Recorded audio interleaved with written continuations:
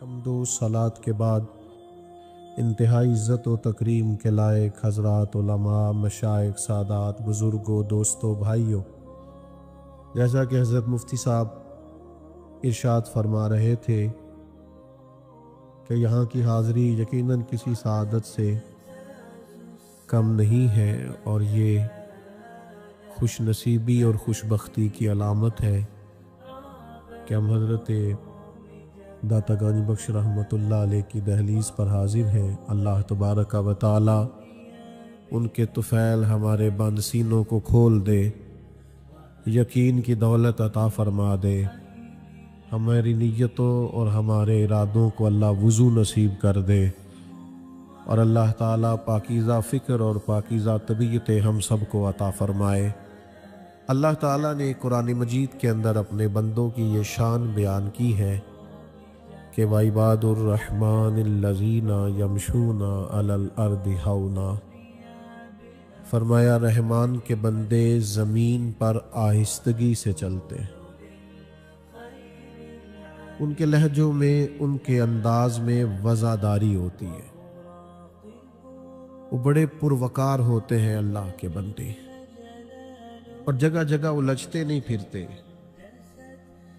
چونکہ صحت عقیدہ نے، عقائد کی پختگی نے انہیں اس طرح کا یقین کامل دیا ہوا ہوتا ہے،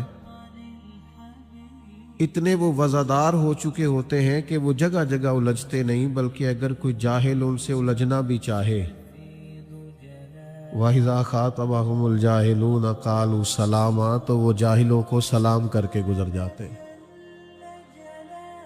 یاد رکھیے گا کہ اللہ کے بندوں کا یہ طریقہ ہوتا ہے کہ ان میں بڑی وزاداری ہوتی ہے، بڑا ٹھہراؤ ہوتا ہے، بڑا حسن ہوتا ہے، کمال کی معرفت ہوتی ہے، ان کی اپنا ایک طرز حیات ہوتا ہے، کوئی انہیں اچھا کہے تب بھی،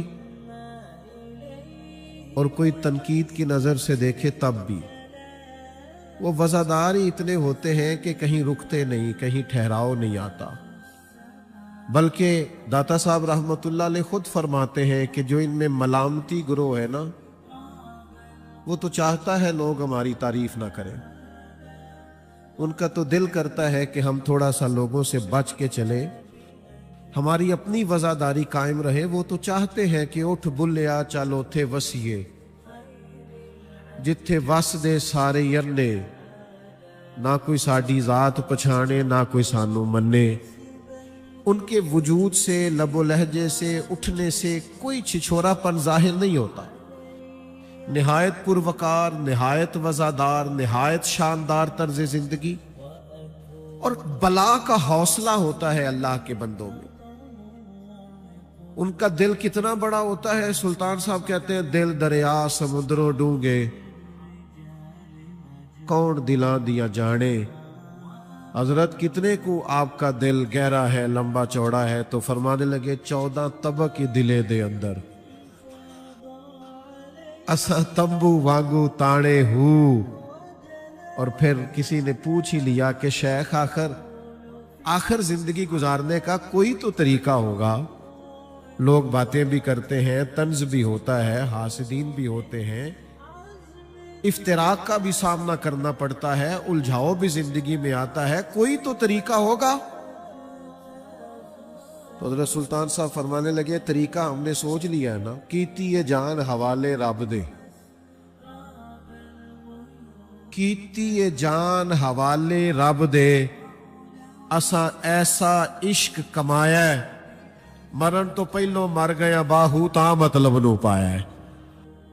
ہم توجہ ہی نہیں کرتے۔ داتا صاحب لکھتے ہیں نا کہ حضرت ذوالنور مصری رحمۃ اللہ علیہ دریا میں کشتی کے بیچ سفر کر رہے تھے، یہ وزاداری دیکھنا، یہ حوصلہ دیکھنا، یہ ذرا ٹھہراؤ دیکھنا طبیعت،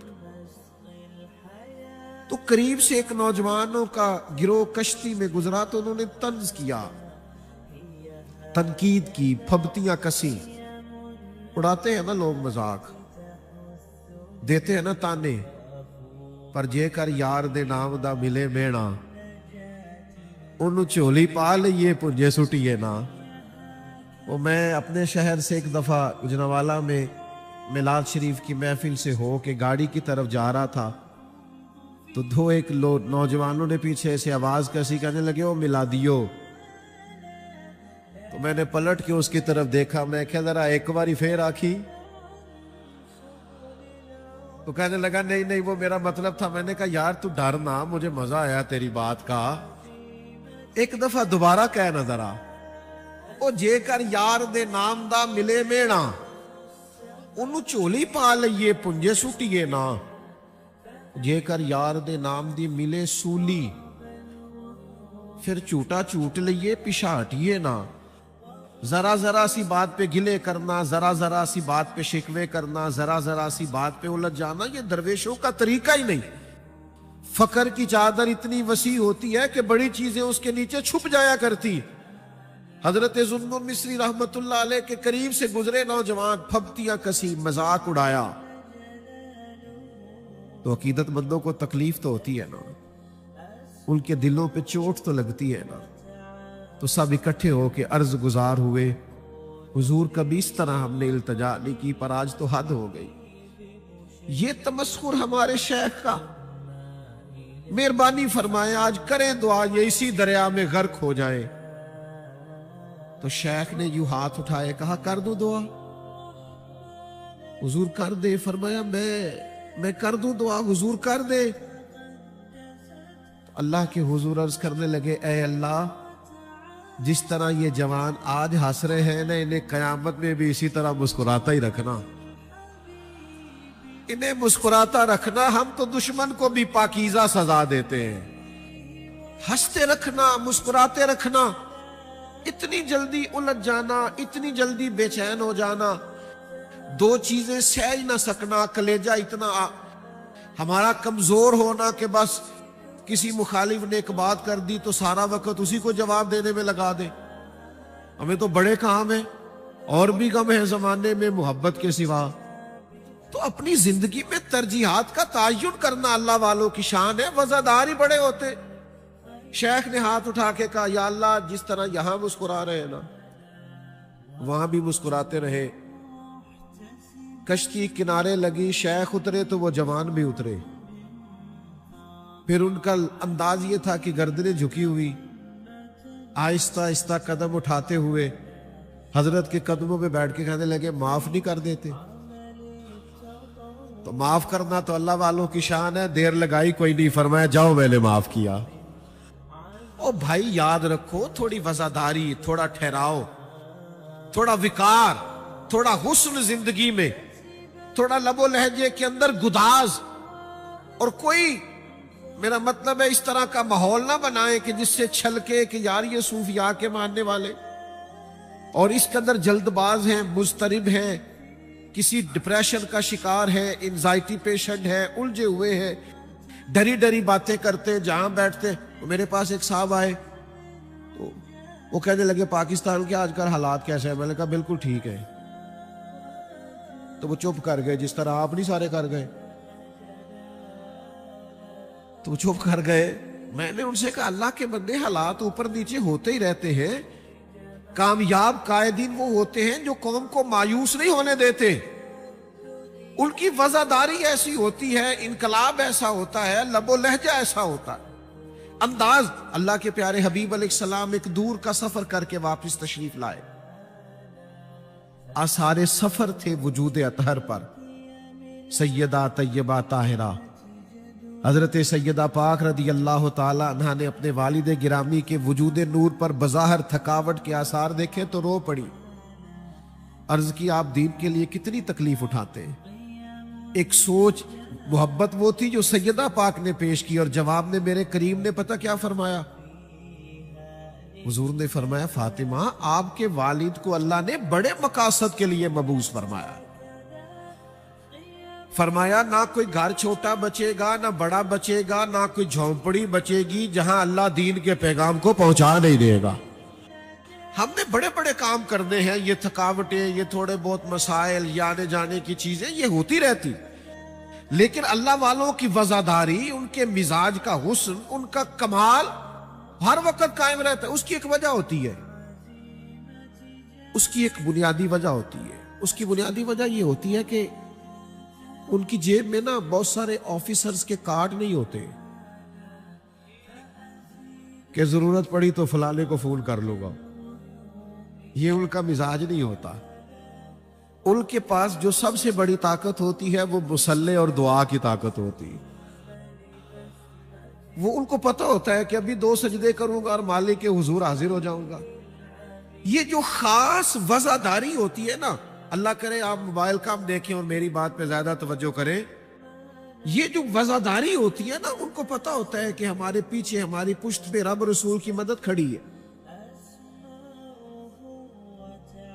اللہ والوں کا بہت بڑا درس ہے کہ اپنے آپ کو رب سے جوڑ کے رکھنا، اپنی عبادتوں کا تعلق مضبوط رکھنا. داتا صاحب کے مزار کا احاطہ بظاہر چھوٹا ہے، لیکن مسجد دیکھ لو کتنی بڑی ہے. اس لیے کہ وہ چاہتے یہ ہے کہ سجدہ کرنے والے زیادہ آئیں، مصلے سے جڑنے والے زیادہ ہو، ذرا تھوڑا سا لوگوں کا اللہ کی طرف رجحان زیادہ ہو. یہ اصل میں ان لوگوں کا مطمع نظر ہے، کیونکہ وہ چاہتے ہیں کہ ہماری پشت پہ رب رسول ہو. داتا صاحب نے لکھا ہے، ابو مسلم نام کا ایک حکمران تھا. اس کے دور حکومت میں ایک درویش کو ناجائز سزا سنا دی گئی اور وہ درویش جیل میں تکلیف میں تھے. او میرے سنگیو، یہ انداز بھی ذرا دیکھنا. سیدی فیض عالم فرماتے ہیں، اس ابو مسلم بادشاہ کو رات کو خواب میں مدینے والے محبوب کی زیارت ہوئی اور حضور نے فرمایا بے گناہ کو قید کر دیا ہے. بادشاہ نے نہ جوتے پہنے نہ سر پر کپڑا رکھا، دوڑا گیا، جا کے درویش کا دروازہ کھولا. کسی سپاہی سے نہیں کہا، خود دروازہ کھولا، معذرت بھی کی.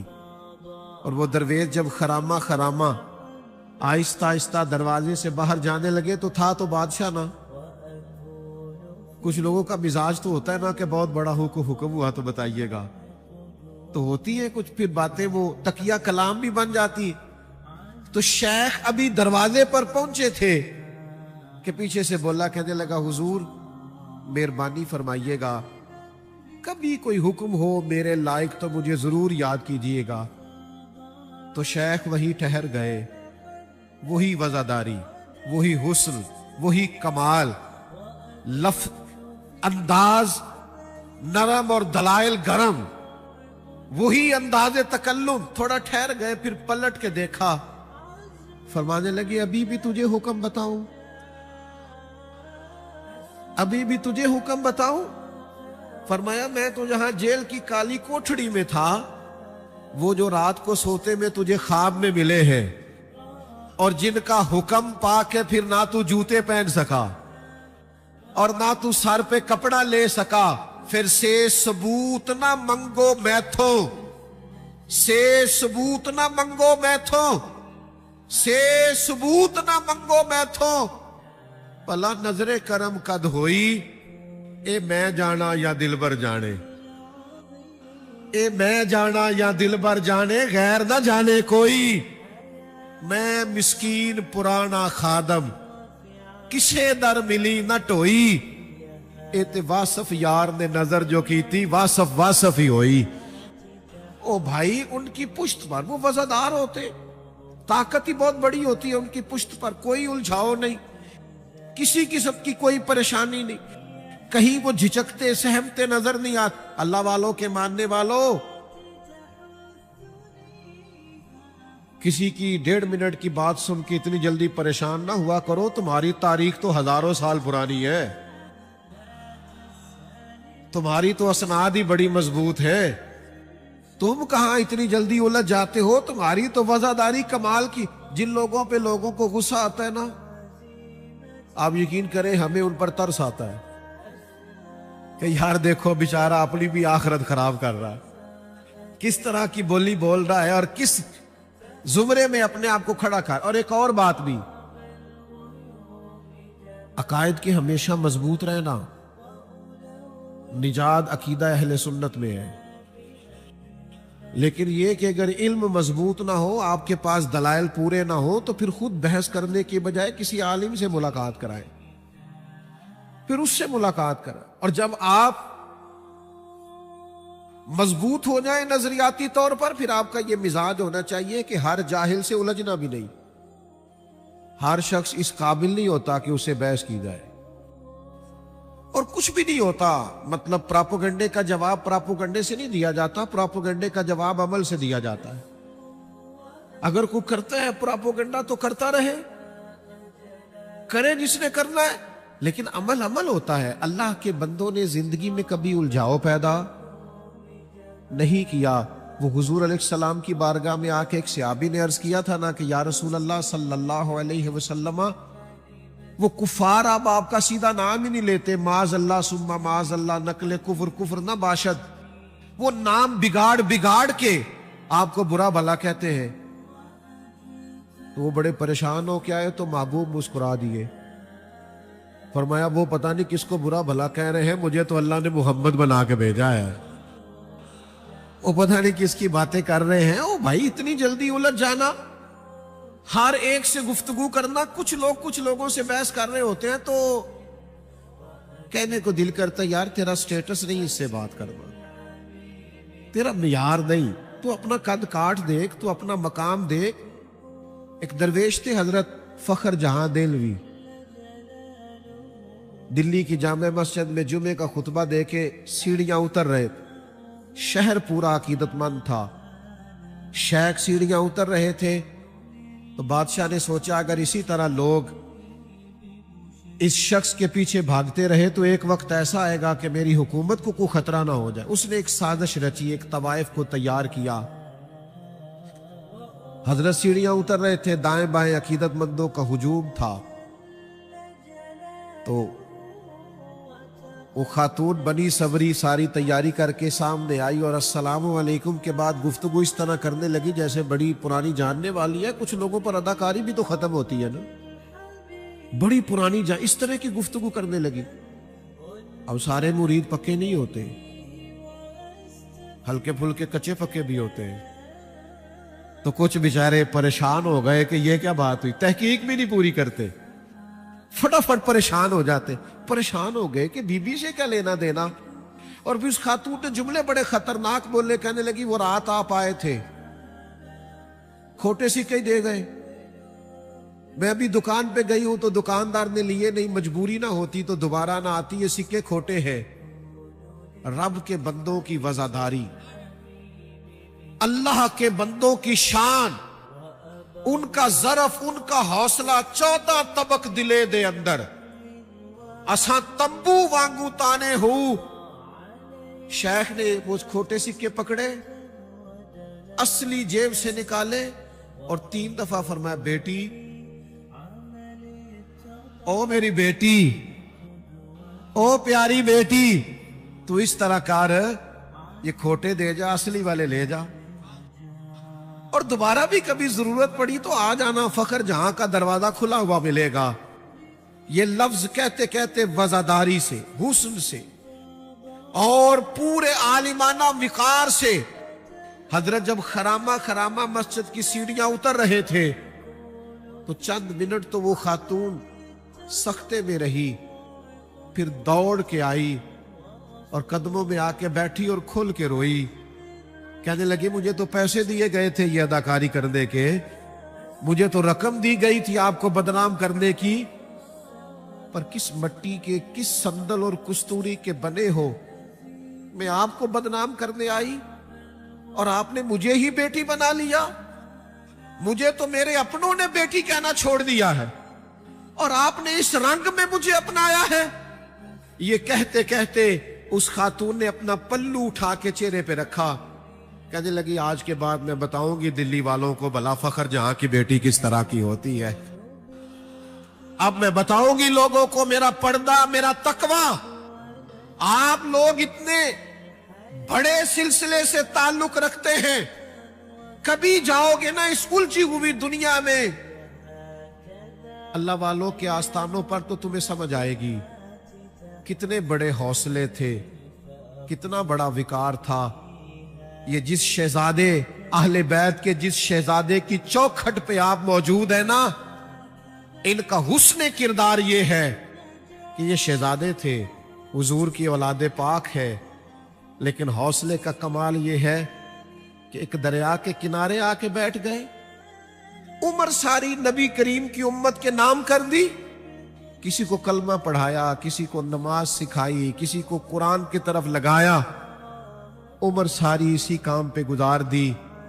قیامت تک لوگ آتے رہیں گے، حضرت فیض عالم کے آستانے کے قریب سے گزرتے رہیں گے۔ لوگوں کا عرس تو سال کے بعد ہوتا ہے، میرا داتا صاحب کا تو ہر روز ہوتا ہے، ہر جمعرات ہوتا ہے۔ اور سدائی بہار روے اس باغے، کدے خزانہ آوے، او ون فیض ہزاراں تائیں، ہر پکھا پھل کھاوے۔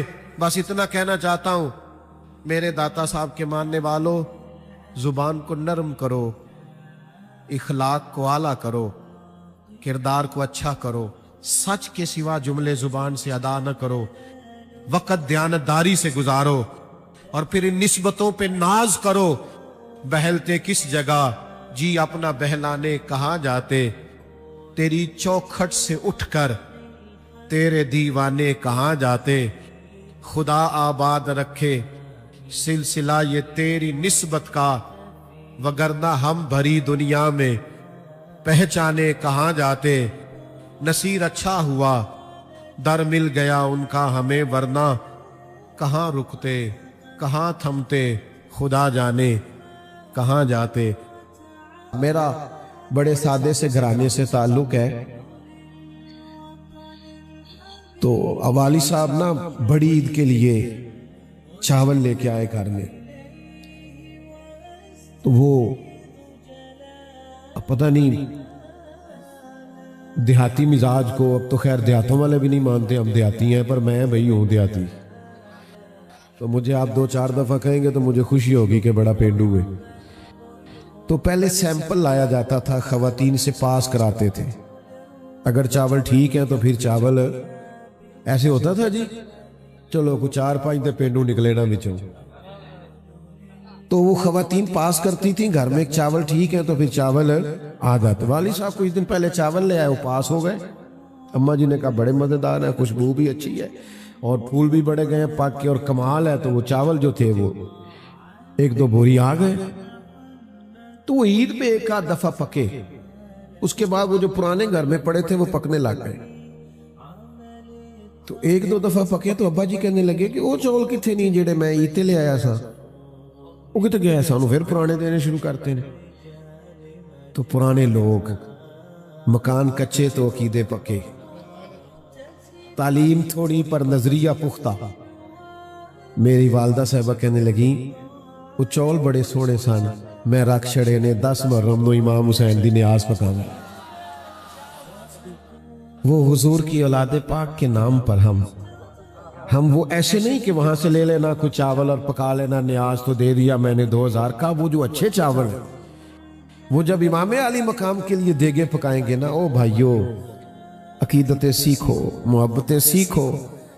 کاش میری ملت کا جوان امام حسین سے پیار کرے، امام حسن سے ٹوٹ کر زندگی بھر پیار کرے، تو امام حسن اور حسین سے پیار کر کے دیکھ، زندگی میں اگر تجھے کبھی ٹینشن آئی، ڈپریشن آیا تو بتانا، تجھے پتہ چلے گا میدان کربلا میں سارے دکھوں سمیت جو ڈٹ کے کھڑے رہے، جب وہ میرے آئیڈیل ہے تو میں نے کیوں گھبرانا ہے۔ تو آپ سب سے پہلے تو یہ محبتیں اپنے دلوں میں پیدا کریں، اور اس عقیدت کا اپنے دل کے اندر آپ جذبہ لائیں، اور پھر یہ بھی یاد رکھو کبھی کبھی حضور نے آنسوؤں کے اندر لپیٹ کے ہمیں درس دیا ہے اہل بیت کی محبت۔ حضرت عثمان غنی رضی اللہ تعالیٰ عنہ فرماتے ہیں نبی کریم نے امام حسن اور حسین کو سینے سے لگایا اور آنکھوں میں آنسو تھے۔ بندہ روز ہی اولاد کے لیے دعا کرتا ہے، لیکن کبھی بیمار ہو تو پھر رو کے کرتا ہے، کبھی سفر پہ جا رہا ہو تو رو کے کرتا ہے۔ آج سرور کائنات علیہ السلام نے دونوں نواسوں کو اپنے مبارک سینے سے لگا کے اللہ کی بارگاہ میں عرض کی، اے اللہ میں ان دونوں سے محبت کرتا ہوں، تو بھی ان سے محبت فرما۔ اور پھر عرض کرنے لگے اللہ کی بارگاہ میں، پیارے حبیب کہ اے اللہ جو جو میرے حسنین سے محبت کرے تو ان سب سے بھی محبت فرما۔ تو یہ کتنا بڑا قرب ہے، حضور نے یہ محبت سکھائی، ہمیں اپنے دل میں یہ محبت پیدا کرنی ہے۔ آج سے 70-75 سال پہلے کسی سے پوچھتے نا نام کیا، کہتا تھا غلام صاحب۔ کنے رکھیا؟ کہتا دادے نے۔ تو میرا دل کرتا اس دادے کو سلام کروں جس کو پوتا پیدا ہوتے ہی خیال آیا تھا کہ حسین کا غلام ہونا چاہیے، اس نے غلام حسین نام رکھ دیا۔ اسے پہلے دن ہی خیال آیا کہ یہ امام علی مقام کا غلام ہونا چاہیے، پہلے تو یہ پیار پیدا کرو۔ اور دوسری بات یہ ہے کہ یہ دور جس دور میں ہم رہ رہے ہیں نا، یہ شرارتیں، سازشیں، فتنے، اس میں نا لوگ خبروں میں بڑا رہتے ہیں۔ اور آج کل آپ کو پتہ ہے ہر بندہ صحافی ہے، سب کے پاس موبائل ہے، ساری خبریں نشر کرتے ہیں۔ تو خبروں میں لوگ رہتے ہیں، وہ کیا کریں گے؟ وہ بازو چڑھا کے کہیں گے میں بتاؤں گا اہل بیت کی شان کیا ہے۔ او بھائی آپ کیا بتائیں گے؟ وہ تو اللہ نے قرآن میں بتا دی ہے، وہ تو حدیث میں موجود ہے، آپ پڑھیں اور بیان کریں۔ آپ مشاجرات کو چھیڑ رہے ہیں جن کے فیصلے ہو چکے صدیوں پہلے۔ قرآن مجید کی نص موجود ہے کہ اشداء علی الکفار رحماء بینہم، وہ کافروں پر سخت تھے، آپس میں تو بڑے مہربان تھے۔ تو آپ مشاجرات کو چھیڑ رہے ہیں قوم کو الجھانے کے لیے۔ سنو اور یاد رکھنا، یہ کہیں باہر سے نہیں آئی حب اہل بیت، نبی کریم کے اہل بیت اطہار کا احترام، پیار، عقیدت، محبت ہمیں جتنی سیکھنے کو ملی ہے یہ رسول پاک کے صحابہ نے سکھائی ہے، یہ ہمیں ملی وہاں سے ہے، یہ سکھائی۔ تم نے کہاں سے روایات پڑھی ہیں؟ تم تک کہاں سے پہنچی؟ یہ صحابہ ہی تھے روایت کرنے والے۔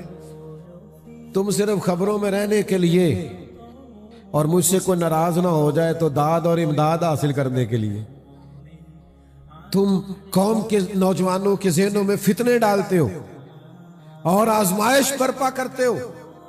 میں آپ کی خدمت میں ایک بات عرض کروں، یہاں ماشاءاللہ بڑے بزرگ علماء بیٹھے ہیں، اساتذہ بیٹھے، کوئی بھی حدیث جب آپ تک پہنچتی ہے تو پہلے راوی کا نام لیا جاتا ہے، ایسے ہی ہے۔ حضرت ابو ہریرہ فرماتے ہیں کہ سرکار دو عالم علیہ السلام نے فرمایا، حضرت عبداللہ ابن عمر فرماتے ہیں، سیدہ عائشہ، ایسے ہی ہے۔ تو اگر راوی مشکوک کر دیا جائے، معاذ اللہ، نہیں سمجھ آئی، راوی مشکوک ہو جائے تو روایت ٹھیک رہے گی؟ بولو۔ تو جن صحابہ کو تم مشکوک کر رہے ہو سارا دین انہوں نے روایت کر کے پہنچایا ہے، تو دراصل تم چاہتے یہ ہو کہ دین مشکوک ہو جائے۔ تم اتنی بڑی سازش کرتے ہو کہ جس کی وجہ سے بہت ساری طے شدہ چیزوں میں یہ معاملہ آ جائے۔ کیا امت کے لیے تم چھوڑ رہے ہو؟ خدا را اللہ سے ڈرو، واپس لوٹو اور اس حقیقت پر آؤ جو حقیقت صدیوں سے ہمارے بزرگوں نے طے کر۔ تو عزیز سارا پیار سکھایا ہی حضور کی اصحاب نے۔ دیکھو نا، امام حسن چلے گئے حضرت فاروق اعظم رضی اللہ تعالیٰ عنہ کی ملاقات کے لیے، تو کوئی میٹنگ چل رہی تھی، امیر المومنین کچھ سرکاری لوگوں کے ساتھ گفتگو کر رہے تھے، تو دروازے پہ آپ کے اپنے بیٹے جناب عبداللہ ابن عمر بھی کھڑے تھے۔ امام حسن نے جلا کے سلام لی اور جا کر کے پوچھا کہ شہزادے آپ یہاں کھڑے؟ کہا میں ملنے آیا تھا والی صاحب سے، لیکن کچھ لوگ آئے ہوئے ہیں تو امور حکومت میں کچھ مشاورت چل رہی ہے، تو والی صاحب نے مجھے کہا آپ تھوڑا انتظار کر لیں، تو میں انتظار میں کھڑا ہوں۔ تو امام حسن کہنے لگے ٹھیک ہے، میں بھی پھر کسی نماز کے وقت میں مسجد میں مل لوں گا۔ حضرت عبداللہ ابن عمر فرمانے لگے حضور آپ نے جانا ہے تو چلے جائیے، انہوں نے مجھے روکا ہے۔ کہ نہیں شہزادے مسئلہ نہیں ہے، ہر نماز میں ملاقات ہوتی، قربان جائے۔ میٹنگ ختم ہوئی، حضرت عبداللہ ابن عمر کو اجازت ملی ملاقات کی، تو جناب امیر المومنین کی خدمت میں عرض کی کہ حضور جب میں منتظر تھا تو امام حسن بھی آئے تھے، تو میں نے ان سے کہا کہ آپ جائیے ملاقات کر لیجئے، پر انہوں نے کہا جب امیر المومنین نے آپ کو یہاں رکنے کا کہا ہے تو کوئی مسئلہ نہیں، میں بھی مسجد میں مل لوں گا۔